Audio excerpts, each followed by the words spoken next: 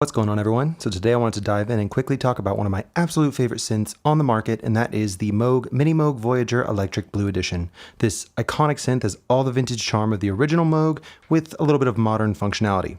Now, for people who are looking for that original fat sound, these filters and oscillators hold plenty of value. Sound quality, nothing short of exquisite, doesn't lose that renowned fat sound that the original Model D is known for. Now, to me, it's almost as if they took an original 71 MiniMoog with the original filters and gave it the oscillators of the ARP 2600, fine-tuned them just a little bit of brightness, a little bit of sharpness on the top end, which you'll hear on some of the patches. Yet you do get solid analog control. It's almost like time traveling back to that semi-modular era where the operator was sort of in control of everything. Now, since it is true to its heritage, it has all the controls of the original MiniMoog and more, and some of today's best features like the Touchpad, which I will get into in a moment. Now, I will say that to actually operate this synth beyond the presets, you have to understand synthesis. Definitely not a synth to start out on. If you want something simpler, check out some of the older Moogs like the Micro Moog or the Prodigy. As for the quality, built like an absolute tank. You get the original MiniMoog design without the troubles of easy damage, unstable oscillators, and so on, which can be kind of a huge pain. Overall, a little bit pricey, but obviously you get what you pay for. All right, so like I said before, the synth is divided into a few key sections, which is very, very helpful. Now, located on the far left, you have your standard pitch bend and modulation wheels, which give you good control over the pitch and modulation effects. Above that, we have the LFO section, which has your rate knob that controls the speed of the low frequency oscillator, and the LFO sync, which allows the LFO rate to be synced with an external MIDI clock or another internal sync source. We have fine tune and glide rates, of course, right below that. Pretty self-explanatory, tuning the synth and tuning the amount of glide that you can use. Then right next to that, we have the modulation bus section. Quite a bit going on here. You can basically find multiple sources for modulation, individually selected destination points, shaping knobs that allow you to control how the modulation signal affects the destination, and the amount knob as well, which allows you to control or adjust the depth or intensity of any modulation effect. Right over here, you have the oscillator section. 3 VCOs in the oscillator section make up a big portion of the overall sound, and those are pretty much standard what you would find on any synthesizer. All right, and moving over here, we have the mixer section, which allows you to adjust the levels of the oscillators, the noise generator, and the external audio outputs.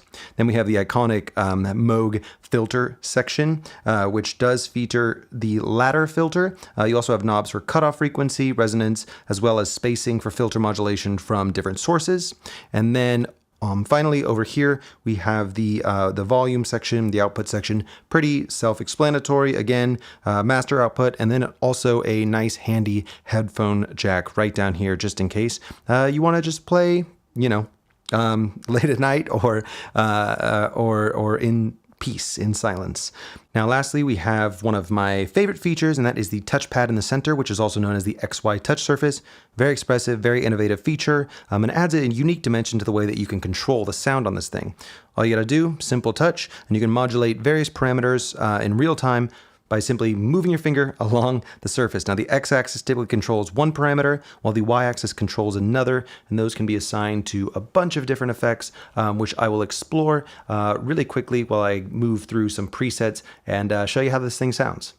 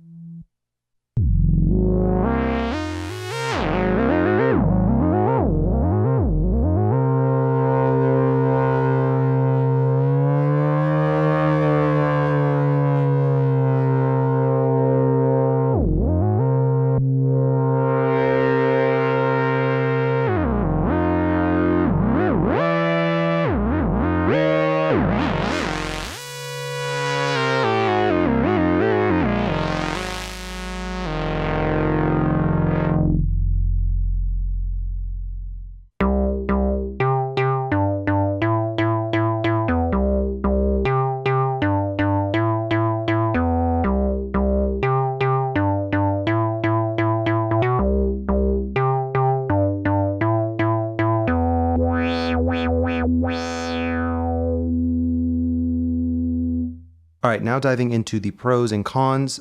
Starting off with the pros, number one, sound quality all the way. It's rich, warm, very deep. You get the ability to create a wide array of sounds from, ultra classic to new, modern, unique. Number two, build quality. Like most Moog synthesizers, I would say, the Voyager, very, very well constructed, high quality materials, very durable, whether you're using it in the studio or in a live setting. Number three, an intuitive layout. If you understand synthesis, you'll realize that this is very, very well organized and user-friendly, easy to navigate. Each section on the synth is clearly defined, which is nice. Number four, it's super versatile, extensive routing possibilities. You get the touchpad, of course, and a lot of creative flexibility with tons of different parameters and controls. And lastly, number five, on the top end up here, lots of external connectivity, numerous inputs, outputs, including MIDI, which makes it a super versatile piece of gear that you can integrate into just about any setup. Now, for the cons. Number one, price. It's a little bit on the expensive side, which might make it less accessible for beginners and those on a budget. Number two, the size, weight. It's relatively heavy and bulky, which is a bit of a drawback for people who are touring or on the go a lot. Number three, a little bit complex for beginners. While the layout is pretty intuitive, some of those might find the depth and complexity of synthesis to be a bit overwhelming. That's especially true if you're just starting out, like I said. Number four, it's a mono output, just so you guys know. It's meaning you can only play one note at a time. That's pretty much it. It could be a little bit limiting. It doesn't really bother me because I use this a lot for basses and leads. But if you want polyphonic capability, this is not your synth. And finally, number five, the menu diving aspect is really annoying. As you guys can see, the screen right here, very, very small. And to even get around, you have to go through these tiny little menus here, which can be a bit annoying. And you can't look for specific presets in a group. So let's say I want to look for a bass. I have to filter through the hundreds of presets that are included on this thing to find different bass sounds. You can't go to a section that's just, basses, leads, pads, etc. They're all sort of mixed in together. I think you can edit it with the software that is included, but you have to do that from a computer. I haven't messed around with that yet, but it would have been nice to include some sort of feature that makes it easier to find the sounds you want to play with on the Moog itself. All right, guys, and that is pretty much all there is for the MiniMoog Electric Blue Edition. Like I said, this is a wonderful, wonderful synthesizer. If you're getting a Moog, I can't really think of anything that's better these days. It's just all around a solid piece of gear. Very, very versatile, and a synth that can really just last you forever. Of course, it is an investment. If you're a beginner, I maybe wouldn't recommend it, but if you're an intermediate to expert synth user, definitely worth checking out.